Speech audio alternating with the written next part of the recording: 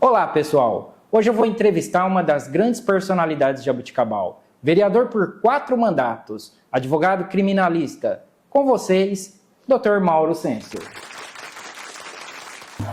Mauro, que prazer ter você aqui no nosso programa. Seja muito bem-vindo, prazer é enorme, meu grande amigo de muitos anos. Ô Mauro, eu tomei conhecimento que você começou na carreira jurídica em 1986, é isso mesmo?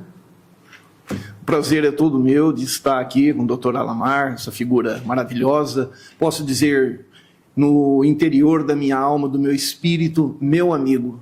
Muito obrigado, Mauro, prazer. Realmente, eu me formei em 1986 e tive a honra, o privilégio e a fortuna de ser acolhido por um escritório de advocacia de uma pessoa muito pura, uma pessoa que eu sou grato eternamente, que é o Dr. Mário Fernando Berlingelli. Grande Dr. Mário. Não é? E ele me abriu as portas do escritório, juntamente com o Dr. João Carlos Bellarmino, também pessoa... O Dr. João Bellarmino, nossa, pai da Anitta. Correto. E são luzes hoje, né, doutor? É verdade. E aí veio com a gente a doutora Elialba, o doutor Rafael, o doutor Claudemir. O Claudemir. Né? E muitas pessoas passaram naquele escritório e eu carrego aquele espírito de caráter, de honestidade, aquela conduta, né, de pessoas ali muito sensíveis. Principalmente o Dr. Mário Fernando Berlingelli, meu querido Marinho. Exatamente, o grande exemplo para todos nós, né? Tanto na sociedade jurídica, do qual ele pertencia também, mas como na comunidade de Jaboticabal como um todo, né? Porque foi uma grande liderança para Jaboticabal ele, né? Não resta dúvida. Marinho, presidente do Educandário Lar do Caminho, provedor da Santa Casa Santa Isabel, e imbuído em muitas entidades aqui, e deixou, né, um legado, exemplo, através da sua filha, a doutora Tatiane. Né? Ô Mauro, daí você fez também uma pós-graduação em Franca, né? Foi após, qual que foi a matéria? Isso já é mais recente também, porque a faculdade lá já é mais nova também, né? Sim, foi mais ou menos em 2002, meados ali, final, 2003, mais ou menos, foi na Unifran. Foi penal e processo penal. Então, era uma área que, na época, quando eu comecei, em 1986, o escritório não tinha advogado que atuava na área criminal. Era o Dr. Mário e o Dr. João. E aí, o João Bellarmino? O Dr. João Bellarmino. Ele atuava na área criminal? Não atuava. Ah, tá. Eram os dois, né? O Dr. Mário Fernando Berlingelli, o Marinho, e o Dr. João Carlos Bellarmino. Mas eles não atuavam em criminal. Não fazia crime. O João fazia o contencioso, o Dr. João Carlos, e o Dr. Mário fazia, assim, mais a parte consensual, vamos dizer assim. Naquele tempo, início dos anos 90, mais ou menos, tinha poucos advogados na cidade. Criminalista? Ou de toda a área, né? Realmente. Como eu disse no começo, eu tive a fortuna de começar com ele, mas tinha o Dr. Zé Roberto Botino, tem, né? Dr. Avelino Geraldo. Eu conheci até o Dr. Pico. Sabe? Aí veio o Dr. Zé Marcos da Cunha, o Dr. Rafael Bianco, Dr. Luiz Joaquim Bueno Trindade, uma pessoa maravilhosa que foi um irmão também. Então, tinha assim pessoas, eu posso dizer, doutor Alamar, que eram uns advogados assim, qualificados, ética acima de tudo. Hoje, praticamente a advocacia, a mim, eu vejo, né, falo sem maldade nenhuma, mas um comércio. Exatamente, né? Mercantilizou, né? Virou uma profissão que não tem aquele dogma, aquele estilo que antigamente existia, né? Eu acho que isso daí é um pouco também, assim, do grande número de advogados hoje, que não é a culpa, não são das pessoas, mas talvez das instituições de ensino, né? Muito curso de direito, né, propaga. Sabia que a maioria do sexo feminino são mulheres, né? A gente vê isso até no fórum, né? As juízas aqui da cidade, por exemplo, também já teve vez de passar do número de juízes, né? É muito bom isso daí também, né? Realmente, eu vejo que é até um pouco assim um meio de sobrevivência, né? por, assim, muitas pessoas, as profissões, ela tem uma escassez. E, felizmente, hoje sobressai quem trabalha direitinho, eu posso dizer assim, né, você falando em juiz e tal. Hoje eu tive o prazer também, a satisfação, fui fazer uma diligência na Delegacia da Defesa da Mulher, conheci uma nova delegada, doutora Carla, né, maravilhosa, uma pessoa aí que veio com toda a vontade e já me disse assim,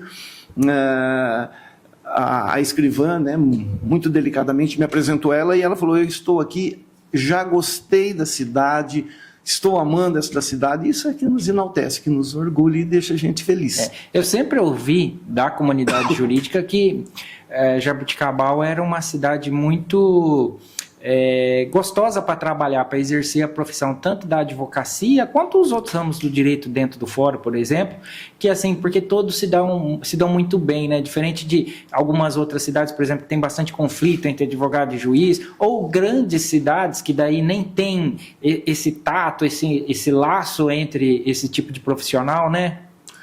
Sabe que eu vejo essa colocação sua, doutora Lamar, os presidentes das câmaras, da OAB, né? E falando também, né? Nós estamos aqui por isso, das nós câmaras. Vamos falar, também, nós vamos chegar também. Né? Mas você foi presidente da Câmara já aqui. Sim. Também. E da OAB. Eu me lembro, vamos assim fazer um retrospecto dos presidentes que passaram na nossa presidência da 6ª subsecção. Não é?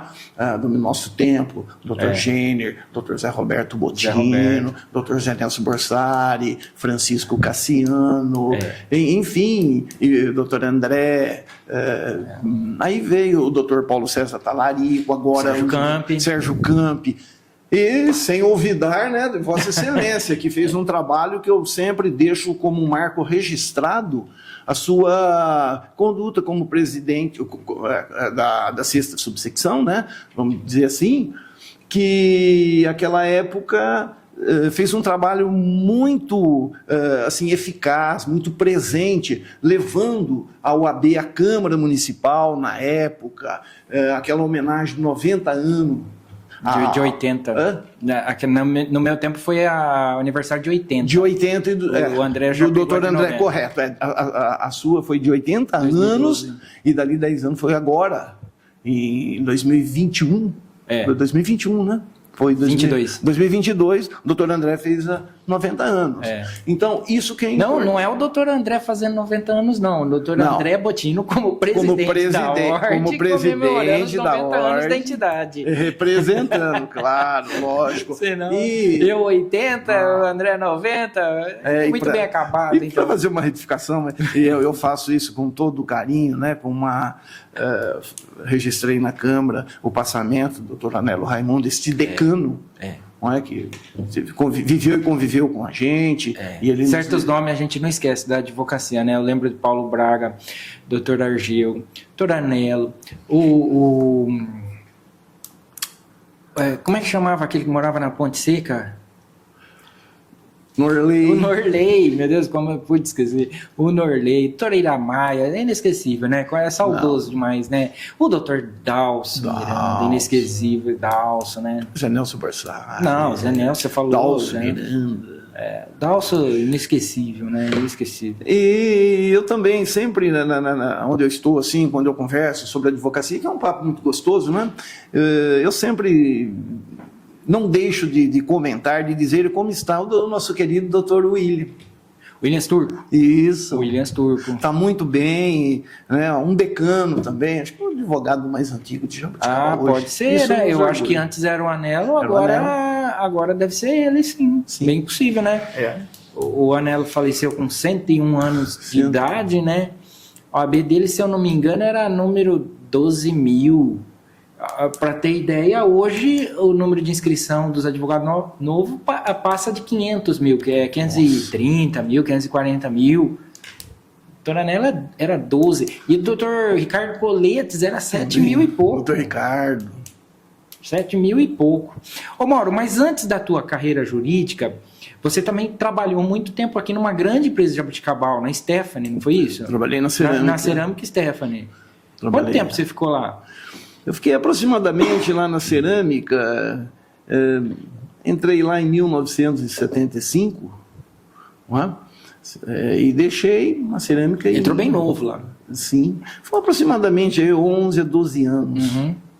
Assim, tá. direto, eu entrei lá sendo operário mesmo, servente, vamos dizer assim, né, mexendo. E é conhecido e estimado por todos até hoje lá, né? Ali eu conquistei amizades profundas e marcantes. Você tem, né? a gente percebe tanto do seu lado como do lado de lá também, assim, um carinho enorme, recíproco entre vocês, né? A empresa e você, por tantos anos, representando até, né? Oriundo de lá, né? Sim, ali... Tendo esse sucesso profissional, esse sucesso político e assim, por decorrência dessa origem também da própria empresa, né? Sabe, Lamar, eu agradeço, sou muito grato a Deus por ter me colocado pessoas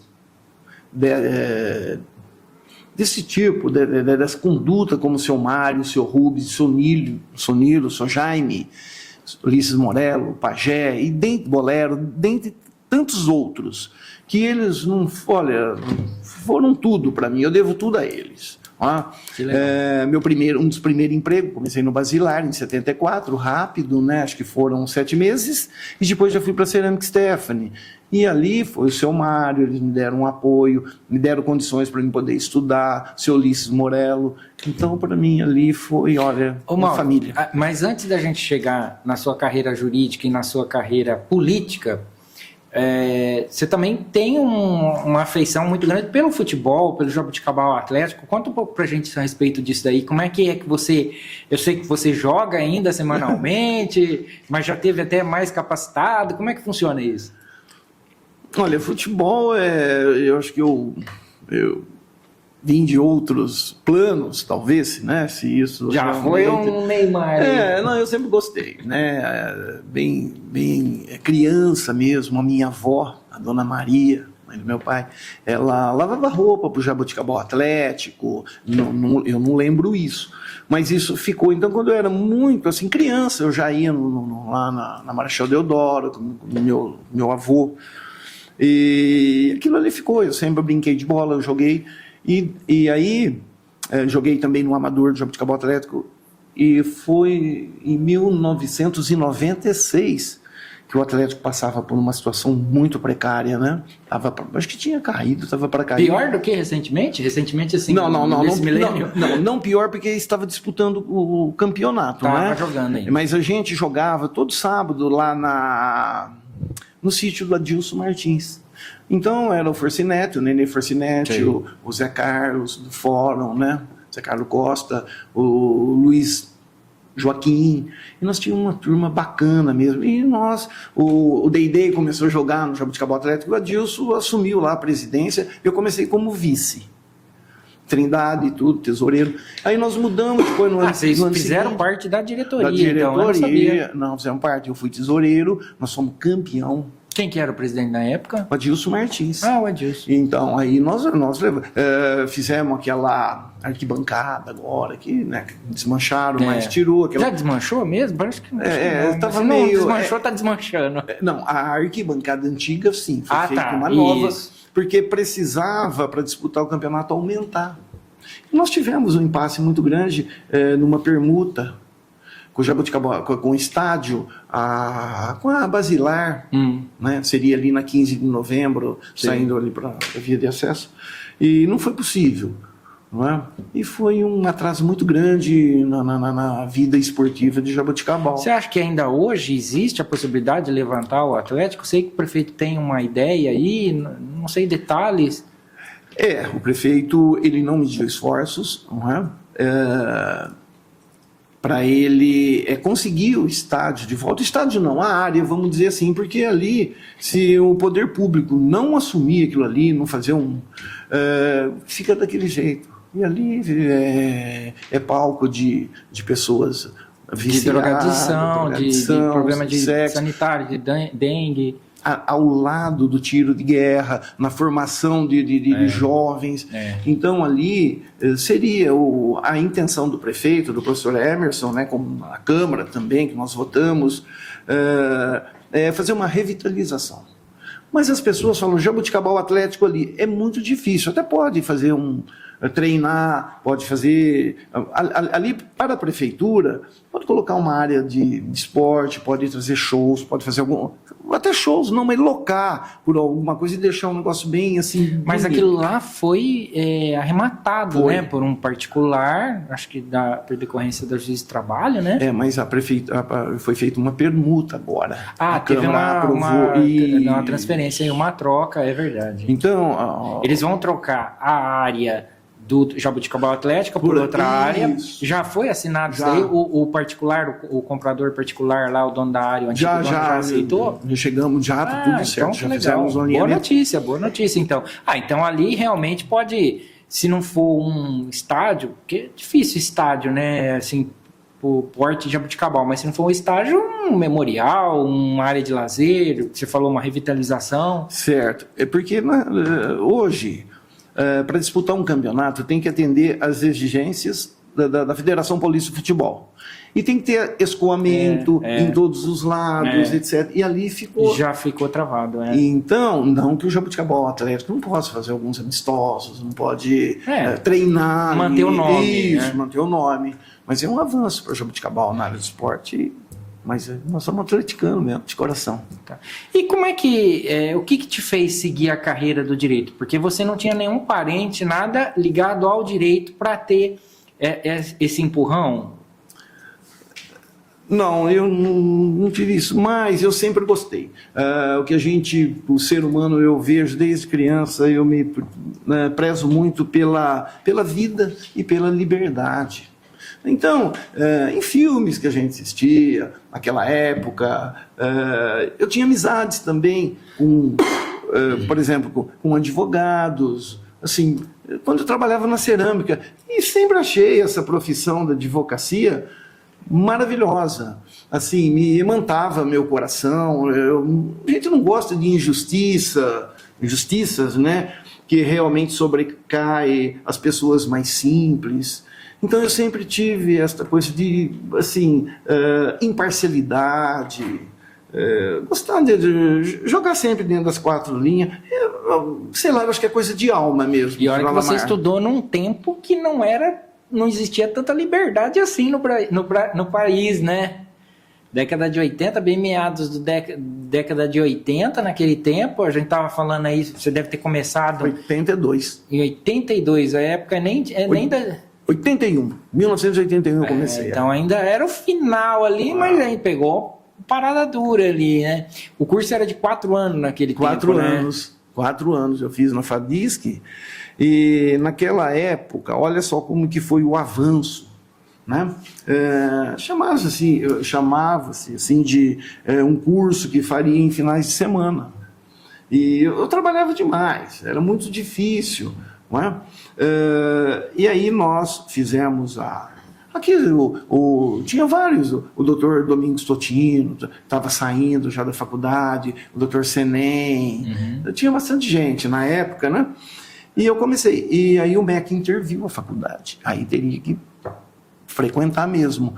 E quando eu comecei, eu me apaixonei mesmo de ver um professor, Mário Papaterra Limonge, doutor Eusébio Rocha, sabe, doutor Antélio Lixoto, enfim.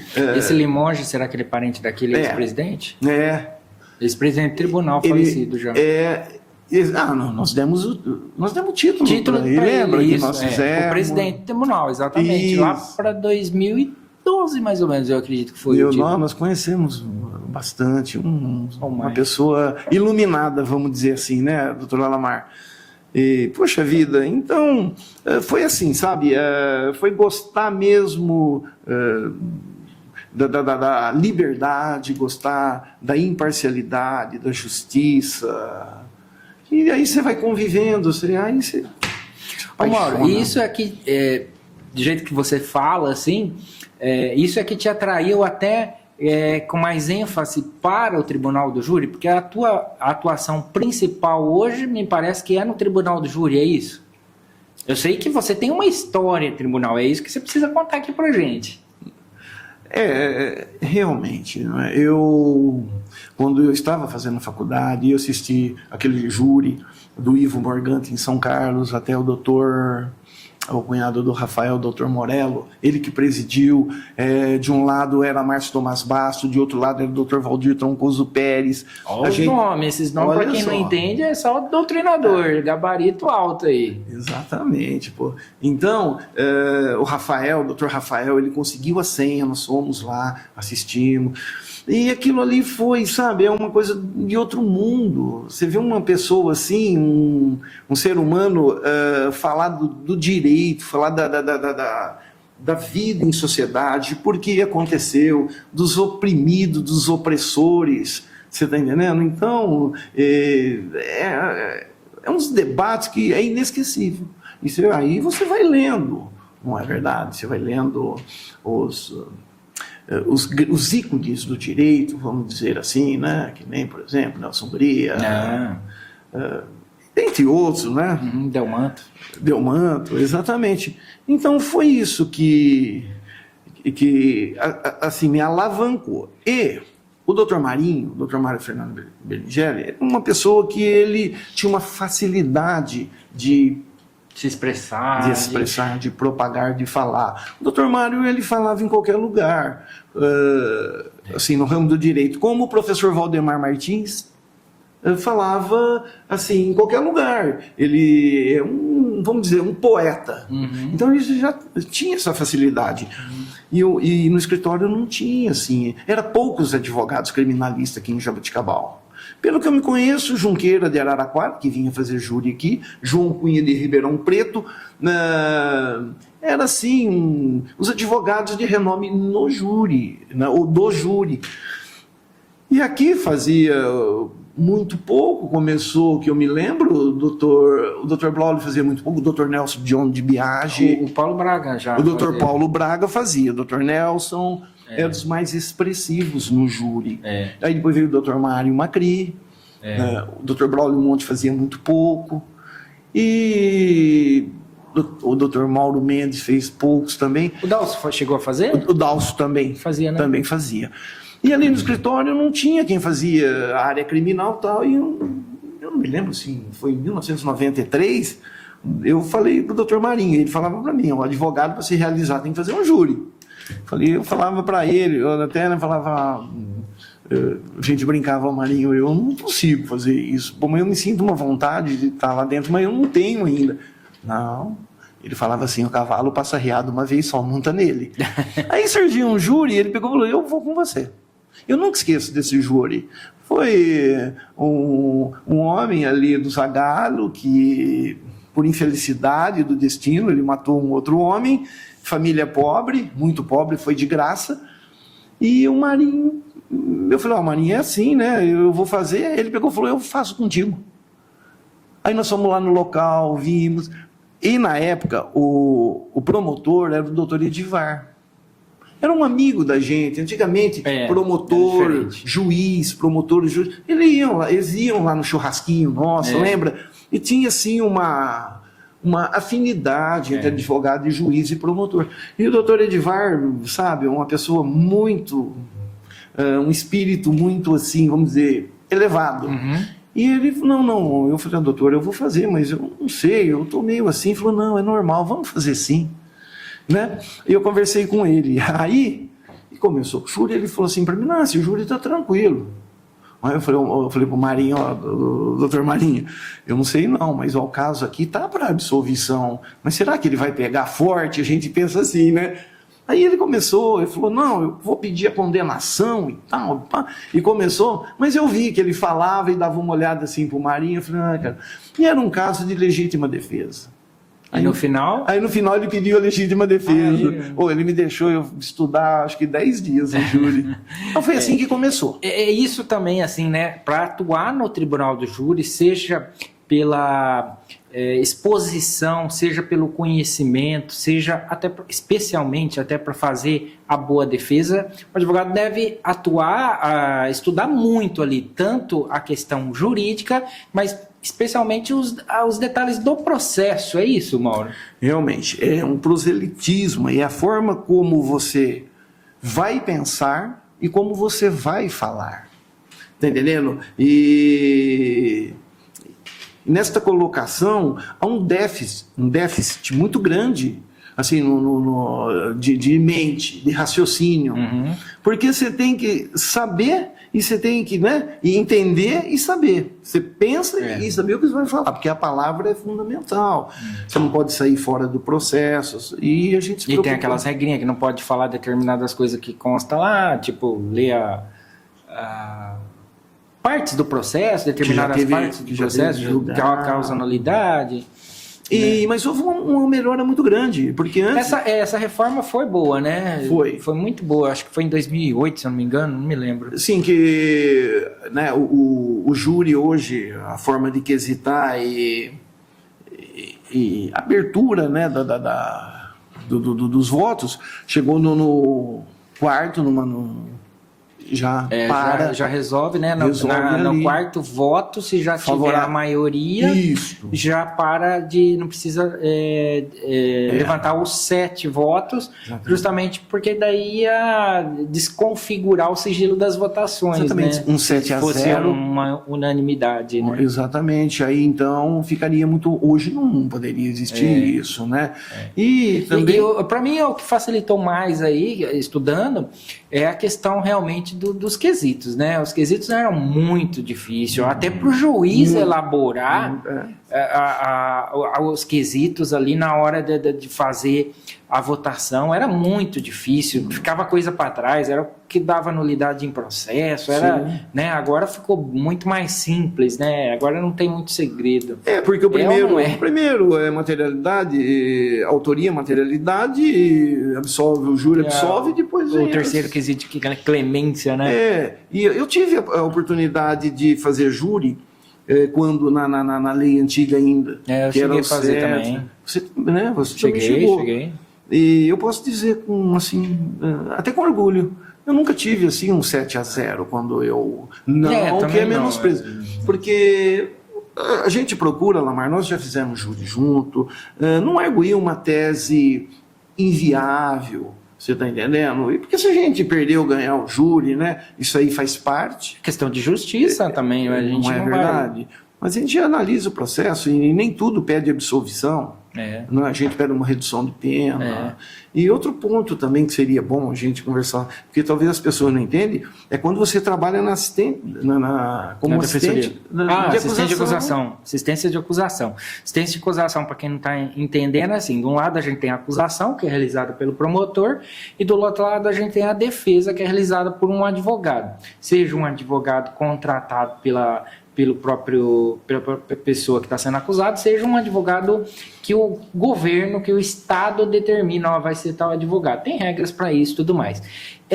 Pode a família da vítima, em geral, contratar um advogado para ele ser vou colocar aqui de forma pejorativa, bem popular, um assistente do promotor na acusação.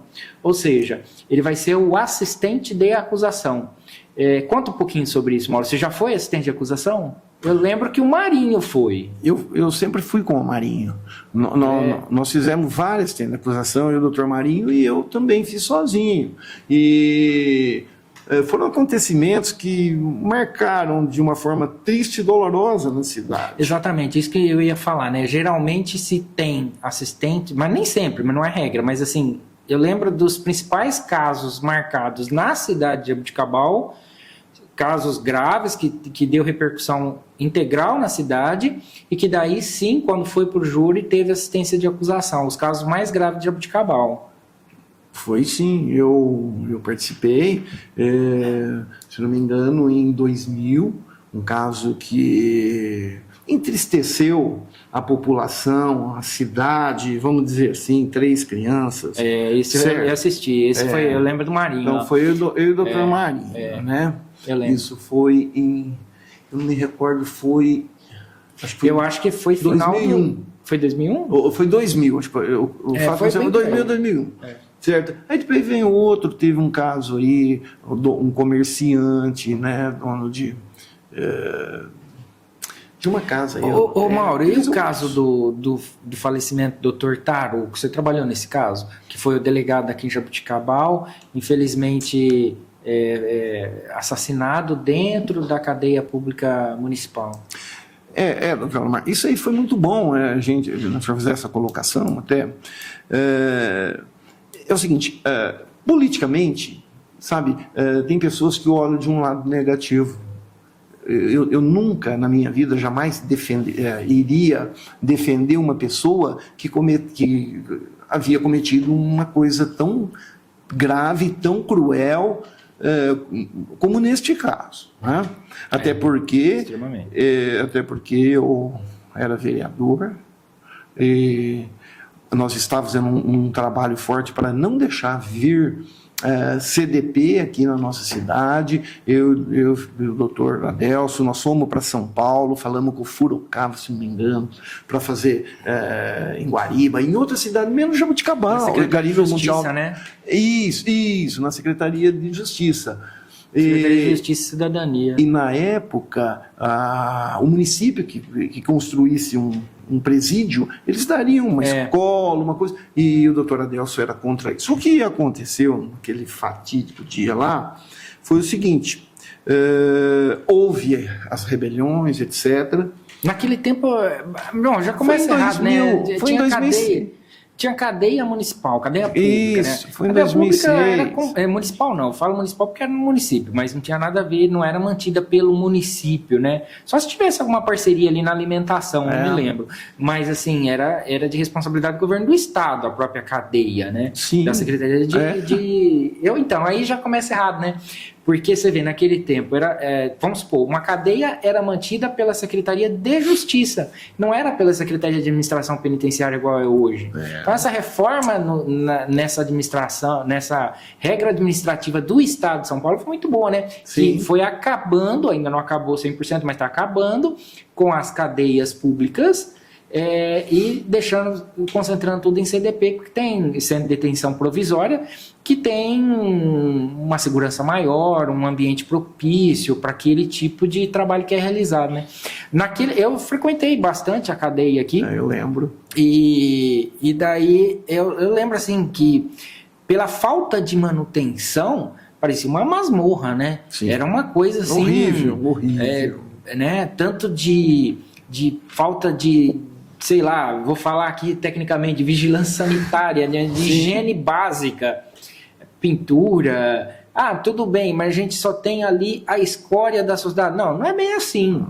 Mas ele tá ali, ele fez por merecer. Não é bem assim. Primeiro, ali não tinha condenado. Certo? Não tinha condenado. Então a pessoa está sendo acusada. Se ele fosse absolvido, fica um tempo ali sofrendo, e se no final do processo ele fosse absolvido e não tinha nada a ver com a história, fosse provada a inocência dele, né? Ô Mauro, mas conta aí, você estava contando desses casos do júri, conta o principal caso, se você se recorda, assim, um caso que você entende como mais desafiador na tua história de tribunal de júri.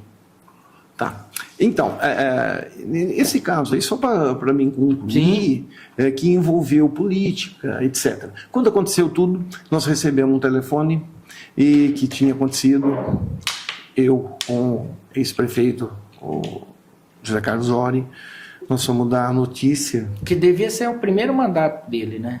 E meu também.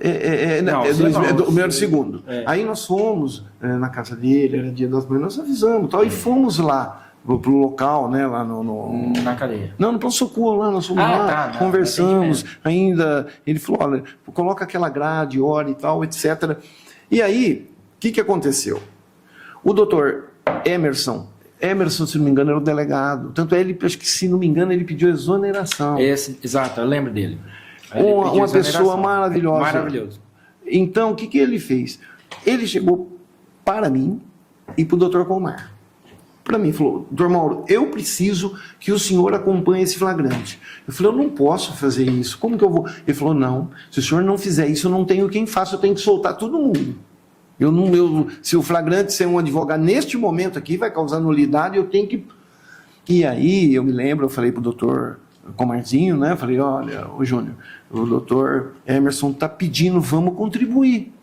Só para a gente acompanhar o trabalho da polícia, do delegado, dos investigadores, as oitivas, para dizer que foi tudo dentro da legalidade, da traz mais constitucionalidade. garantia para todo Foi mundo, isso que nós até fizemos. para os presos, para quem está sendo acusado ali. E naquela época... Se estivesse vendo uma ilegalidade, você já não... Sim, claro. Totalmente Então já nós ia... fizemos tudo certinho, foram presos, e naquela época eu tinha um cliente que chamava Osmar, né, de Itaiaçu. E o doutor Adelson, inclusive esse moço, ele tentou suicídio na cadeia. Tá? Ele estava lá por um problema de drogas. O doutor Tarouco levou ele para Ribeirão. Tudo. Então era um cliente meu. Tudo bem. Ele estava no dia lá. Fizeram o júri. Foi um advogado, um colega nosso aí de Matão, que o jurado soltou uns presos. E foi aquele aplauso no fórum. Tanto é que a doutora Carmen depois pediu para fechar, para não ir pessoas ir lá atrás, sabe? E aí, o que aconteceu? Eu tinha aquele cliente que era meu, que não tinha nada a ver, sabe? Até não teve participação, mas ele estava na cela onde ele ficou no banheiro. Muito bem. Aí a doutora Carmen, o tribunal anulou aquele júri. Ficaram presos os caras. Os envolvidos, né, os acionados criminalmente.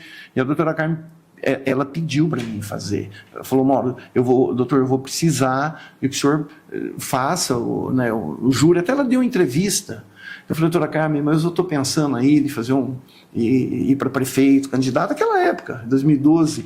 E ela falou, não, mas eu vou no rádio e explico. Então ela pediu para mim defender o Osmarzinho. Ela falou que senão eu vou ter que, se não tiver advogado, eu vou ter que soltar. Então o senhor vai assim, contribuir com a justiça. Então foi isso, eu não fui nada advogado, se contra, a favor, pelo amor de Deus. E a atuação do advogado não expressa a sua opinião, né? É consulta. E a gente trabalha, o advogado trabalha, um dia está para o autor, outro dia está para o réu. Mas eu fui para assim, regularizar a situação penal. Eu lembro que teve muita dificuldade também, porque como eram muitos acusados, não tinha naquela época, eu acho que nem hoje, pelo tanto de acusado que teve, advogados que faziam júri, o tanto de advogado que fazia júri para cada acusado. Sim. Porque tinha que ter um advogado para cada acusado, porque um falava, eu não fiz isso, o outro falava, não, você fez isso. Tinha isso. O que a gente chama de defesa colidente, né? E daí precisou chamar advogados da região, me parece que teve isso também, para fazer os júris. Sim. Ou o júri, eu não me lembro se foi um plenário, vários. Ninguém um devido processo penal ou legal sem defensor. A Constituição, claro, você tem que colocar o cidadão na rua. E o advogado está ali para fazer o que a lei determina, não é para falar que é tudo lindo e maravilhoso, né?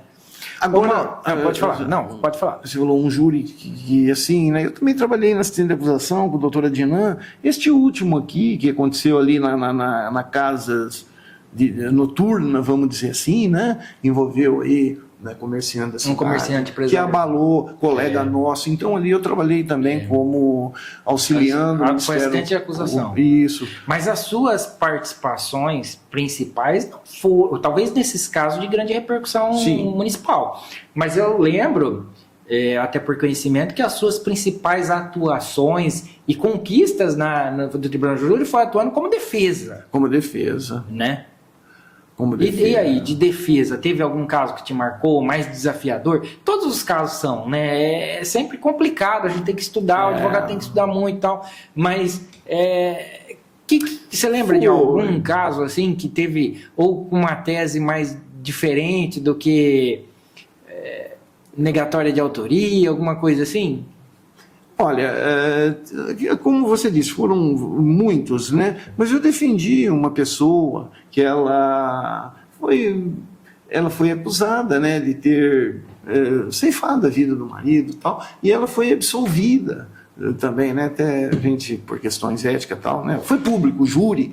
Eu sei, né? Mas você sabe, essa moça, ela sofria muito, tal, etc. E também teve outros, que eu me lembro, uma pessoa matou um trabalhador na frente da filha, tal, isso, aquilo, com um pedaço de pau. Então, esse eu acusei, mas essa outra eu defendi. Essa senhora foi um júri muito, assim...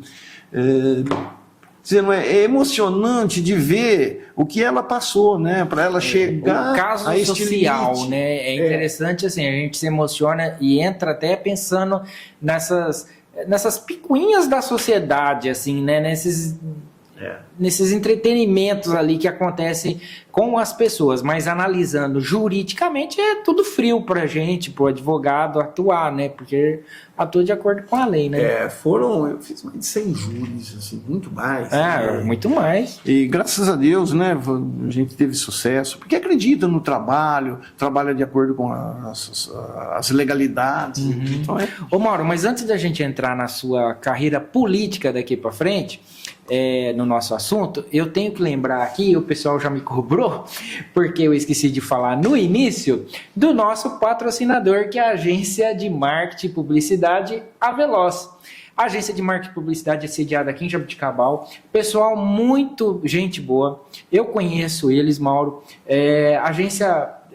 É nova agência na cidade, mas vem com boas ideias, com criatividade, com capacidade e até com material de instrumento, de ferramentas que eles usam, desde microfone, câmera, essas coisas. Então, para quem precisa de uma agência de publicidade, empresários de Jaboticabal, empresários da região, que precisa de uma agência de propaganda, de uma agência de publicidade, de know-how, essa assina embaixo, agência Aveloz. Está aqui no QR Code na tela o endereço para você conseguir mais informações. Agência Aveloz. Ô Mauro, entrando agora na sua carreira política, você foi vereador no ano, são 4 mandatos, olha só. E é como eu falei, uma grande personalidade da história de Jaboticabal, da história não só jurídica, uma comunidade jurídica, mas fechada ali já é mais reservado, porque não envolve toda a coletividade, mas na política envolve, porque é interesse de todo mundo, de todos os munícipes, todos os eleitores, todo mundo que mora na cidade. E aí você é uma grande personalidade. Você se recorda, assim, tirando você e o presidente da Câmara, quem teve mais mandatos? Eu não me lembro também, assim... Professor Aires de Campos, e eu não sei se o doutor Edu... Já, mas daí já é uma geração mais antiga. Isso. Agora aqui, agora na atualidade, se não me engano, o vereador Pepa Servidões... É verdade, o Pepa também. O Pepa, né? Acho que ele tá indo para 4ª ou 5ª, né? 5º, se não me engano é 5º. Acho que é. 5º? Peraí. 5º ou 6º. O vereador Wilson Locutor também. O Wilson não, acho que o Wilson é 3. Não, o Wilson acho que foi pro 5º também. 5º ou 6º. Que agora entrou, né? Que agora ele foi eleito. O Pepa foi reeleito. Que eu me lembro. O Gilbertinho tá no 3º, né? Acho que vai pro 3º. Gilberto tá no 3º. Vai pro 3º, isso aí. Vai pro 3º. Ô Mauro, e aí? Conta pra gente... do que te incentivou, do mesmo jeito que foi a carreira jurídica, os seus ideais e tudo mais, a política? É um pouco dessa exaltação que você tinha pela justiça que te levou a essa justiça social através da política? Olha, foi trabalhando na cerâmica que eu me espelhei no vereador Ulisses Morello, uma pessoa que me ajudou muito, pode dizer que foi um pai para mim, uma coisa muito bacana. E quando eu trabalhava na cerâmica, esses políticos iam tudo lá. E aquele tempo, a política era maravilhosa. Corpo a corpo. Corpo a corpo. Que nem o João Cunha mesmo. Ele chegava lá, assim, ele era um imponente deputado federal. Ele que deu aquele voto Minerva para o Tancredo Neves, lembra? Então, ele chegava lá, assim, eu me emocionava de ver. Ele falava assim, mais ou menos assim, né? Afirmei sempre que a boa nova estava por chegar. Viria anunciado pelo badalo do sino da igreja, no cântico dos templos protestantes, na vibração da mesa espírita e no batuque da zumbanda. Hoje o Brasil renasce na democracia. Então eu era adolescente naquela época. Sentiu o diferencial do Mauro Senso? Tá entendendo? Aí vem o professor Valdemar Martins. Yes. Encerro meu mandato de vereador, pleiteio o honroso cargo de prefeito municipal, aqui transpus morros e desci serras, afaguei os atirados nas intempéries da vida e abri porta de gaiola e mostrei o céu da liberdade, sabe? Então, essas coisas, e quando os comícios eram em cima dos caminhões, nas praças... Que tinha comício, né? Que tinha comício. E sem contar, doutor Alamar, que talvez, né, eu gostaria até de falar de pessoas que eu me espelhei e que considero um dos gigantes, um dos grandes gestores que passaram por Jaboticabal, que deixaram a sua história. Não só aqui também, né, no município de Jaboticabal, como no estado de São Paulo e também em Brasília. É bacana, gente. Aí você foi vereador no ano 2000, depois você já foi reeleito em 2004. 2001, 2001, né? Foi daí que foi a eleição deve ter sido em 2003, daí 2004. Não, 2001 a 2004. Ah, tá. Foi na prefeita Carlota. Você foi vereador 3 mandatos seguidos, concorda? 3 mandatos, isso. 2000, 2004 e 2008. Eu acho que deve estar... aqui, a gente tem aqui. Tem aí? Deixa eu ver aqui. Aqui, peraí. Esse folheto é desse mas tá. Agora, né? O aqui, que eu fui. Aqui, 2000, 2004, 2008 e 2020. Tá certo, minha colinha aqui. Isso, correto. Aí, você foi vereador por 3 mandatos seguidos, lá no início, começo dos anos 2000 ali, né? Até 2008 e tal. Daí depois eu lembro, em 2012, você foi candidato a prefeito de Jaboticabal. Conta aí, como é que foi essa experiência de ser candidato a prefeito? O que você entendeu que podia fazer na cidade naquele momento? Quais as suas frustrações por não ter conseguido ser eleito naquele período? Eu, hoje, com a experiência, eu entendo que foi uma forma precipitada. Nós, né, até nós caminhamos junto. Em 96 eu fiquei como primeiro suplente pelo PSDB. Tá. Em 96 já tinha concorrido, então. Tinha concorrido. Fiquei como primeiro suplente o doutor Stessi, que foi eleito. O doutor Stessi tinha sido em 96? Não lembrava. 96 a 2000. Tá. Então, aí 2001, né, 2000 eu fui. Então o doutor Stessi foi vereador 2 vezes? Uma vez só. Na outra ele não ganhou. Na outra eu ganhei, eu fui eleito com, eu não me lembro se foram acho que 11 votos a mais que o Stessi, doutor Stessi. Tá. Em 2001 eu assumi. E aí foram votações assim, sempre aumentando. Sempre crescendo, mostrando ali a tua capacidade, 2008 aceitação do eleitor. 2008 eu tive 1.096 votos. Foi o terceiro votação mais votada. O tempo de hoje é bastante. Nossa. Imagina quantos eleitores tinha. Hoje a gente está falando aí em eleitor válido, em média 35 mil, vamos colocar assim. Naquele tempo, por causa dos 20, com certeza. 20 e pouquinho, é isso aí mesmo. Né? Tem 1.000 votos, quase que 10% ali, sei lá. Exatamente. E com relação à sua pergunta, em 2009, 2010, eu era líder do governo, do prefeito Ori. Certo? Aí ele me pediu, sabe? Falou, olha, eu gostaria que você fosse presidente da Câmara. Tivemos vereadores ali, Murilo Gaspardo, Gouveia, doutor Nereu, doutora Luiz. O Emerson. O professor Emerson. Nossa, olha, e nós... Tinha mulher naquele tempo? Peraí... Carlota, não? Não tinha. Não tinha, né? Também não. Naquela, em 2009 a 2012 não tinha. Aí... Mas você já tinha sido presidente da Câmara? Não. Foi antes? Foi em 2009 e 2010. Não, 2009 2010 você foi presidente da Câmara. Foi presidente da Câmara. Não, então, daí quando você foi candidato a prefeito foi em 2012. 2012, isso mesmo, foi subindo ali. Isso, foi. E aí, como é que foi a campanha? Eu tenho um conhecimento que eu participava junto contigo ali, a gente estava trabalhando junto. Mas para mim foi uma experiência super legal, inclusive porque a gente tem amizade, trabalhar contigo é sempre um aprendizado, um fenômeno. Mas assim, foi bem legal, né, Mauro? Toda campanha eleitoral, vou falar por mim aqui, cada um pensa de um jeito, óbvio, mas eu gosto muito de trabalhar em campanhas eleitorais, seja como advogado, essa última vez como candidato, mas assim, o evento em si é bem interessante, né? A expectativa dos candidatos a vereadores, a movimentação, as propostas, a discussão da matéria especialmente, Foi né? muito bacana, foi muito legal. A gente adquire amizade. Nós tivemos uma campanha, até chegamos a mais de 4.000 votos naquela época.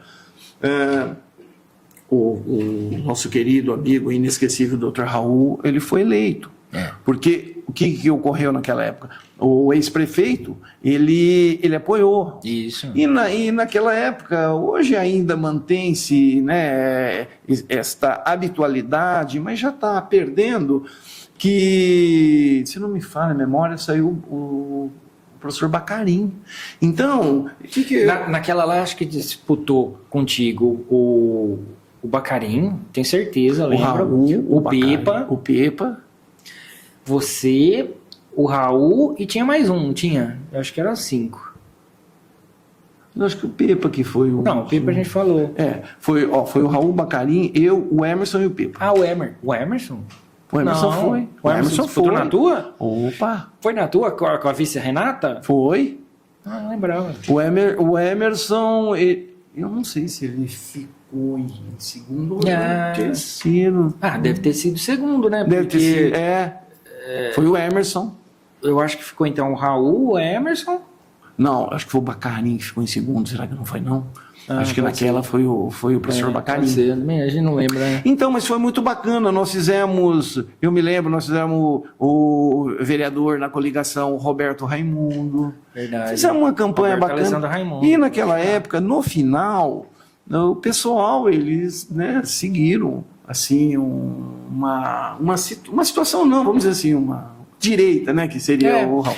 Mas eu acho que na história, falei até isso nas últimas eleições também, eu acho que na história do Brasil, na história do estado de São Paulo e na história de Jaboticabal, a reeleição continua sendo ainda uma dinâmica bem constante, né? Sim. A história mostra isso. Ó, quantos presidentes...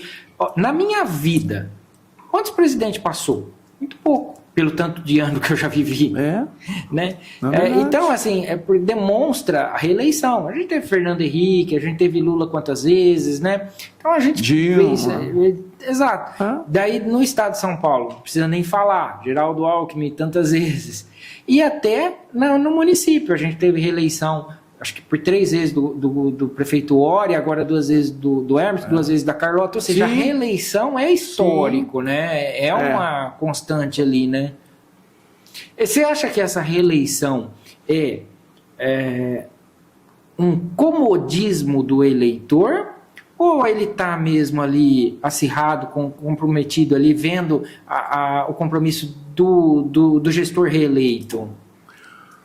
Olha, eu acredito que é um compromisso, é uma vontade, porque não sei, nem todos que fizeram o primeiro mandato, né, como lá para trás agora, o professor Emerson, ele pegou uma cidade numa situação muito difícil, numa situação que a falta d'água, o colapso hídrico foi real, isso que estava ocorrendo. Marcou bastante no mandato. Isso. E ele, né, com toda a dificuldade. Teve o problema da Covid também, né? Problema da Covid e uma inexperiência. O problema da Covid Tanto doutor Lamar, que eu sendo líder dele, quando nós começamos, nós estávamos com dificuldade de fazer a presidente da Câmara, a mesa diretora. E nós trabalhamos diuturnamente para isso. Os vereadores são testemunha. Eu tive que liderar com flexibilidade, com ética, com respeito, humildade. E como é que foi? Você foi líder de governo do prefeito Ori. Sim. E agora você ainda até o final do ano, líder do governo do prefeito Emerson, que é justamente um adversário político do governo Ori. Não sei se podemos dizer até desafetos, não sei. Não, hoje acho que não chega mais a isso. Não, a política, ela... E daí, Para você, nessa situação, você enfrentou algum problema já ter sido o líder do governo Lore, sabe da tua decência, sabe da tua ética, sabe da tua imparcialidade, isso daí é inegável, não tem como alguém reclamar a respeito disso. Mas eu imagino que dentro da política, como a gente está lidando com pessoas, com interesses muitas vezes opostos ao nosso, dentro da Câmara Municipal inclusive, e especialmente, imagino que você tenha enfrentado alguma dificuldade, alguma barreira a respeito disso, ou por já ter sido muito lá atrás, mais de 10 anos, isso daí foi tranquilo? Se agora o líder de governo do Hermes, como já tinha sido do... Não, eu acredito que foi assim, tranquilo, com uma visão, assim, vamos dizer assim, futurista. Tá? Então, o Emerson, que eu tinha parado já, não queria mais saber de política, ele me incentivou, nós caminhamos juntos, né?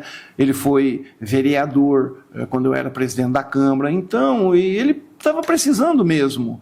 E eu entendi que precisava mudar e tal, e nós caminhamos juntos. Fizemos a Renata, foi uma dificuldade muito grande, e a Renata foi uma excelente presidenta.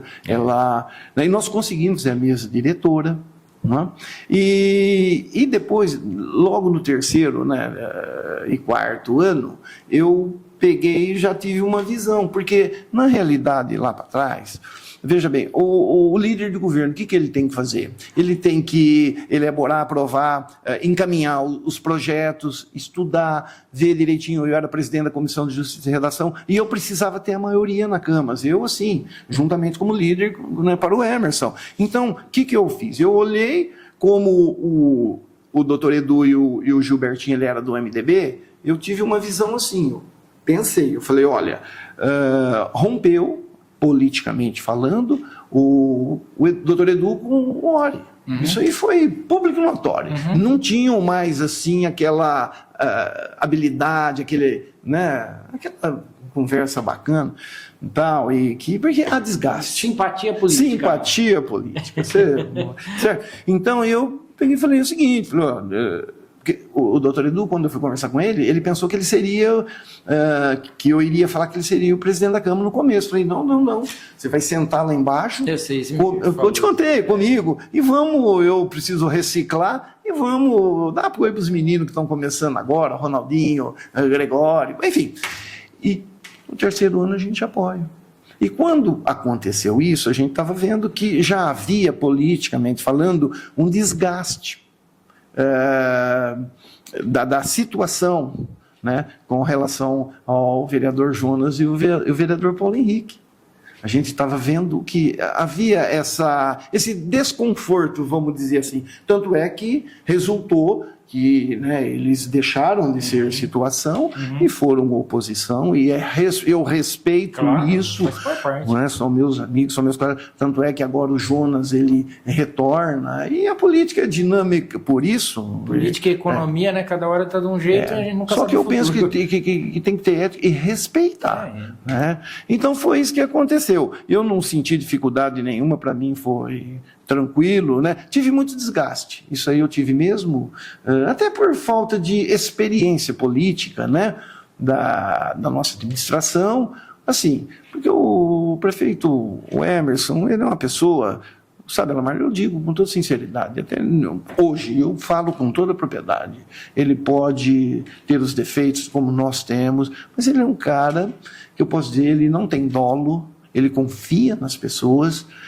E agora, qualificação de conduta humana, se a pessoa é qualificada, é isso, naquilo. Uma coisa alarmante que eu tenho, né, se me dá até a liberdade de eu falar aqui, para o ano que vem.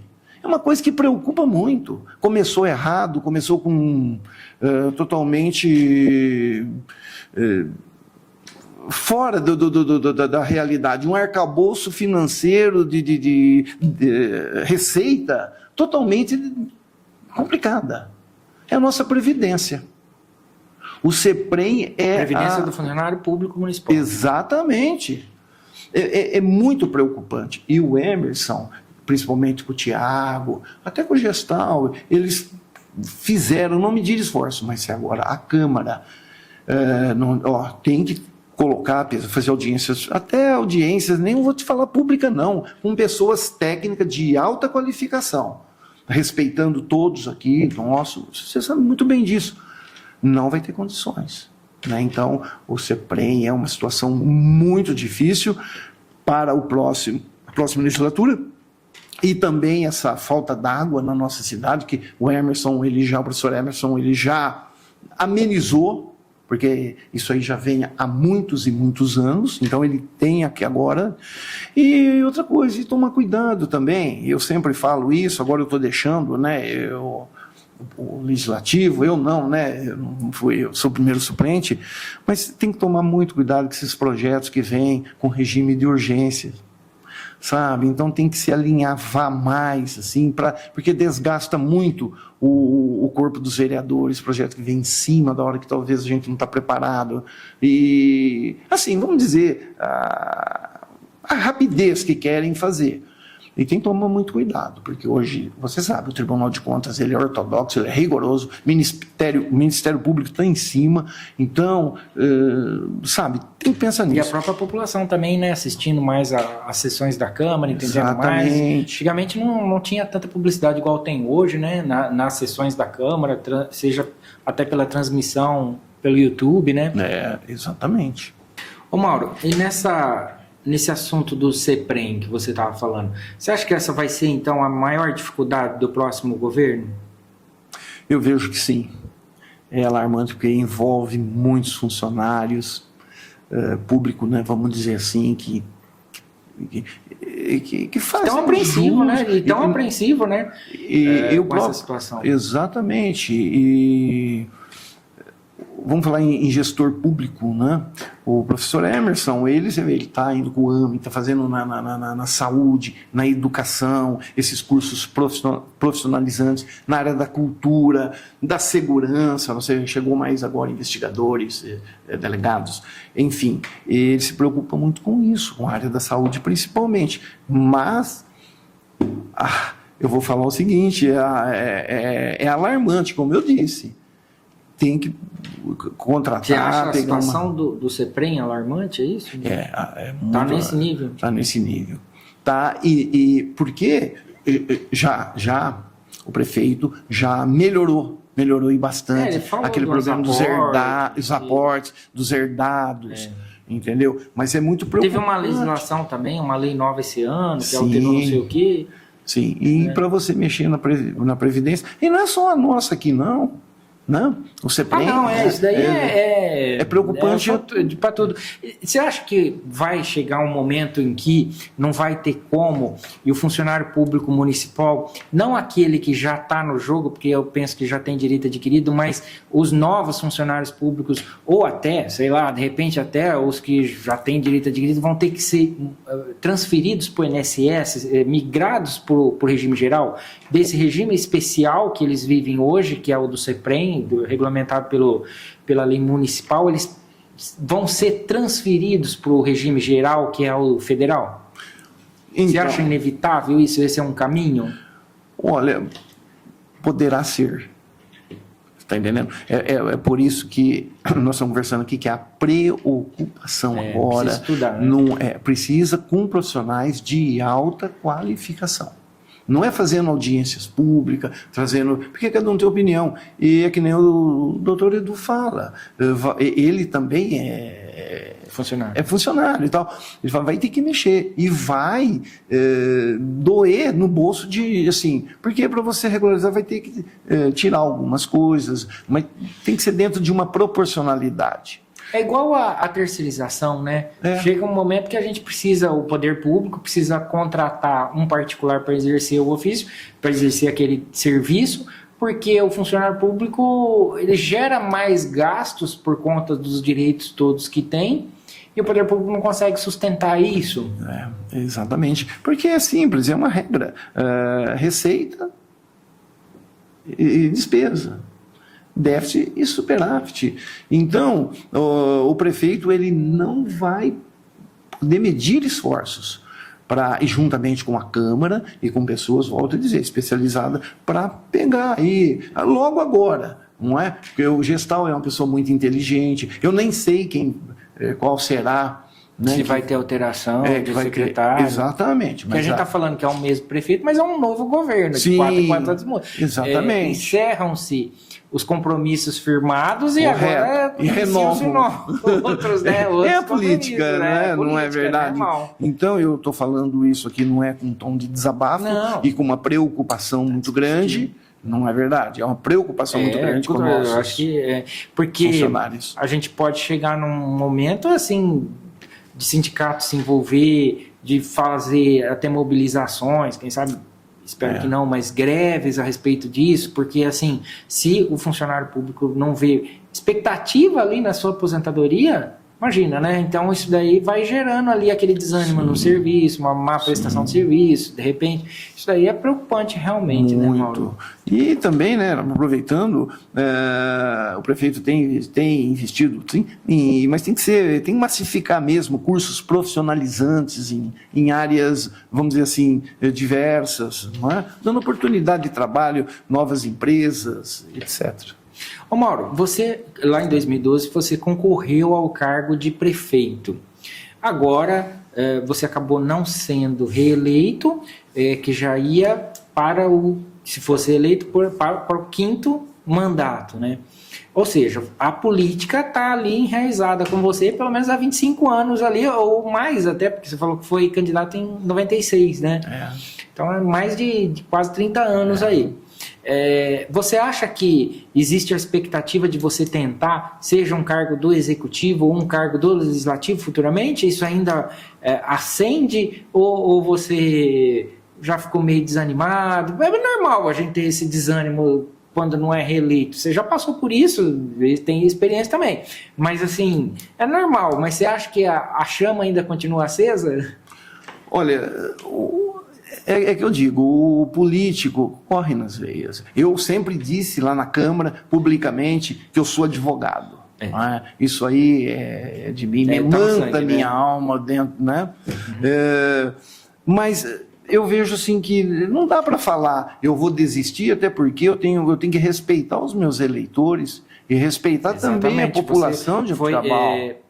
Na eleição de 2020, você conseguiu mais votos, mesmo não sendo eleito agora, mas é problema do quociente, aquela questão de votação de partido, outro problema. Mas assim, você teve mais votos de eleitores, mais votos nas urnas do que a de 2020, né?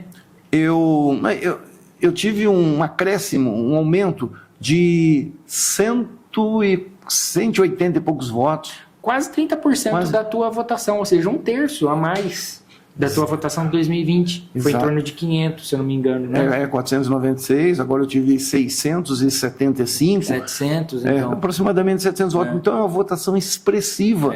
Eu não posso, esse capital, foi que eu conversei com o professor Emerson, né? Quando ele terminou a eleição, ele foi lá no meu escritório já 2, 3 vezes, né? Dizendo que a gente continua.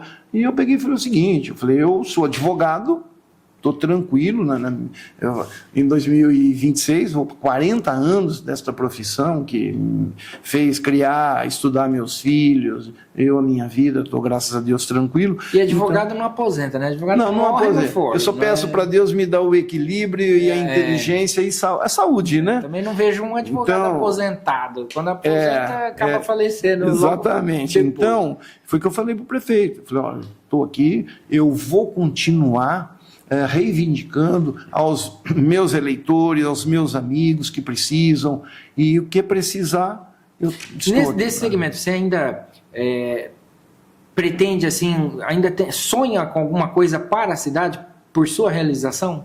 Você ainda pretende algum sonho para a cidade? Olha, é que eu sempre digo... Que você pretende... Que sonho que você pretende realizar para a cidade, melhor dizendo?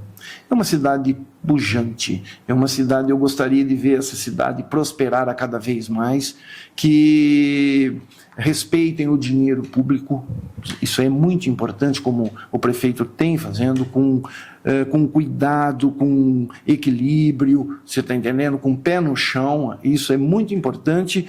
E o que eu vejo a minha cidade, melhorar a saúde, é o que é difícil, mas É a principal reclamação hoje, né? a educação, a segurança está melhorando, ver o nosso povo trabalhando, que o prefeito ele abre essas barreiras, abre elas para que venha empresas para a nossa cidade para poder empregar esses jovens que estão precisando de trabalhar, dar incentivo de estudo. É isso aí que a gente pensa, um bom político pensa nisso.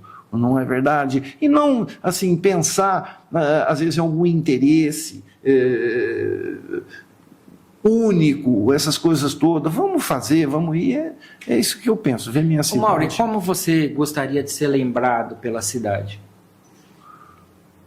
Olha, a minha conduta de vida, aquilo que eu sempre fui, que eu sempre sou, sempre gostei de jogar nas 4 linhas. E eu vou falar, um lorde, hein?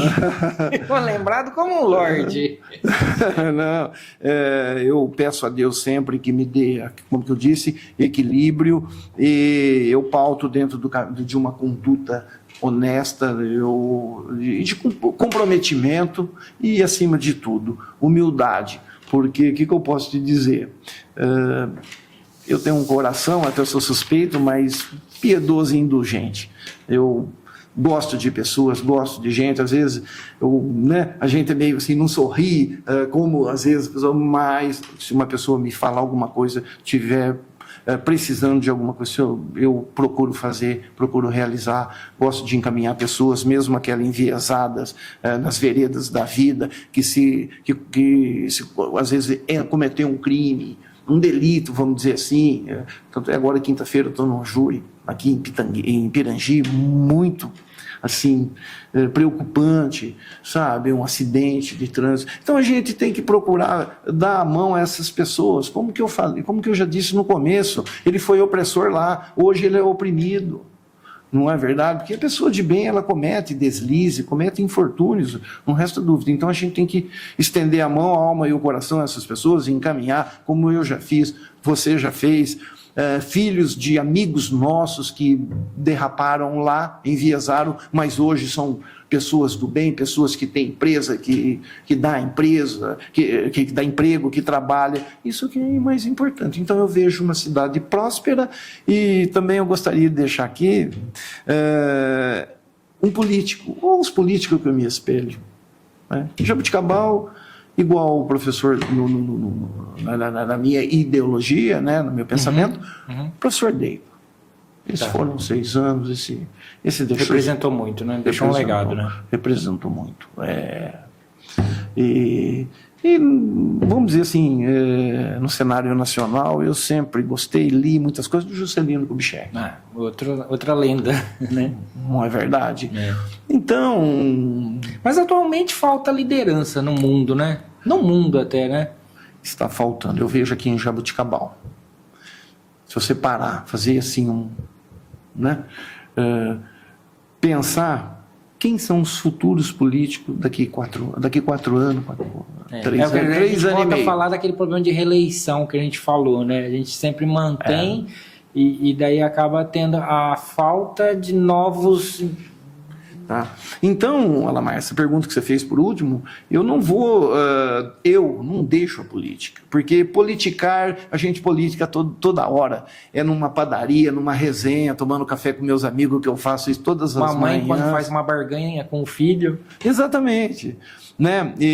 Então eu estou aqui sempre em aberto, sou advogado no escritório, vou todas as manhãs lá, no mesmo lugar, trabalho com a doutora Elialba há quase 30 e poucos anos, só não deixei o Marinho, ele me deixou porque ele já está num plano superior, né? E nós estamos... Ele é por todos nós, com certeza, e você falando me lembrou muito ele. Ô Mauro, a gente já está encerrando, eu vou fazer um bate-bola aqui rapidinho com você, só 4 perguntinhas. Tá. E você responde com uma palavra só se possível e bem rápido. Um lugar favorito em Jabuticabal? Eu sou suspeito, eu gosto de tomar café conhecedor de todas as padarias de Jabuticabal. É aquele cafezinho, aquela resenha com os amigos. Ficou até triste quando fechou a outra padaria. Ela fechou ou mudou? Aquela que tinha perto da fonte, que virou sorveteria. Fechou a sorveteria. Fechou, né? Isso a gente começa o dia feliz, né? Um político que te inspira atualmente? Você disse vários aí e tal, ao longo da conversa, mas um político te inspira mesmo. Você fala assim, puta, tinha que ser igual aquele cara. Como eu disse, né, eu carrego aqui em Jaboticabal o professor Deito Aleixo, vereador Ulisses Morello, assim que eu acompanhei eles, né? Em São Paulo mesmo, eu tinha uma admiração muito grande, Mário Covas, pro Rodrigo Covas, Bruno Covas, que nos deixou aí precocemente. Então são os exemplos que a gente viu, né? Uhum. Mauro, uma lei ou um projeto que você gostaria de ter criado e que acabou passando e agora já estamos se encerrando o ano e você não conseguiu, seja agora, seja pelos outros mandatos, um projeto que você falou, puxa, eu queria ter passado esse projeto, ou que você não fez ou que você fez e não passou por algum motivo? Olha, bem lembrado isso. Eu, né, tenho pensamentos, né, não vou deixar do Baleia Rossi, o Léo Oliveira, que é do MDB, que são gigantes deputados que mandam verba para Jaboticabal, para as nossas entidades. Uma coisa que eu gostaria para encerrar e deixar registrado aqui foi, eu não me lembro se foi em 2006, o Dr. Marinho pediu para mim fazer um projeto de um núcleo de oncologia. E naquela época era um projeto autorizativo, então não podia fazer.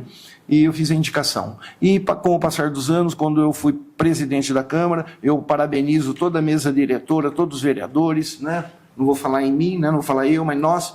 Foi aquela casa que acolhe as pessoas que fazem tratamento. Em Barretos. Isso, de doenças graves lá em Barretos, quimioterapia. Foi no seu mandato, foi no meu mandato, né? nós fizemos, nós fazíamos, se você lembra disso, nós economizamos, naquela época, em 24 meses, foi quase 4 milhões de reais, e na época o ex-prefeito, eu pedi para ele reservou esse dinheiro que foi comprado a casa, é uma realidade hoje, ela atende as pessoas o dia todo com a água.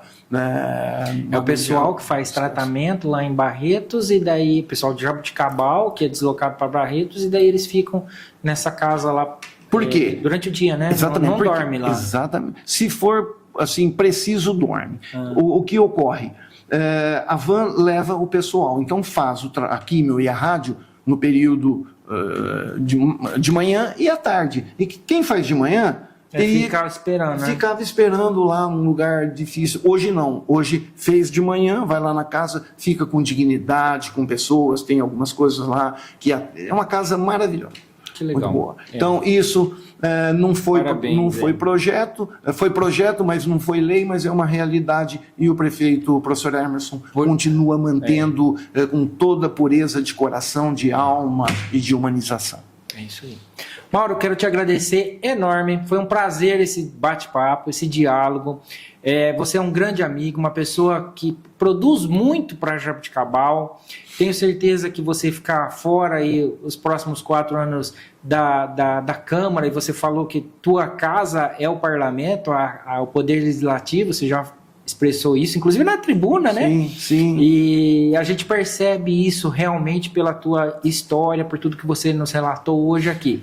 Muito obrigado pela sua participação. Quer deixar uma última mensagem agora do nosso programa para a população de Jaboticabal, especialmente porque essa entrevista está sendo realizada antes do Natal de 2024. Se você quiser deixar aqui, o espaço é seu, Mauro.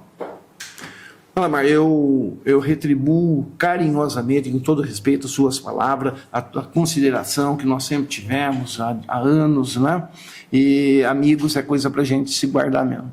O que eu quero deixar aqui é um abraço fraterno à população de Jaboticabal, esse povo maravilhoso, povo que trabalha, povo honesto e que quer viver bem. Eu peço a Deus que ilumine, né,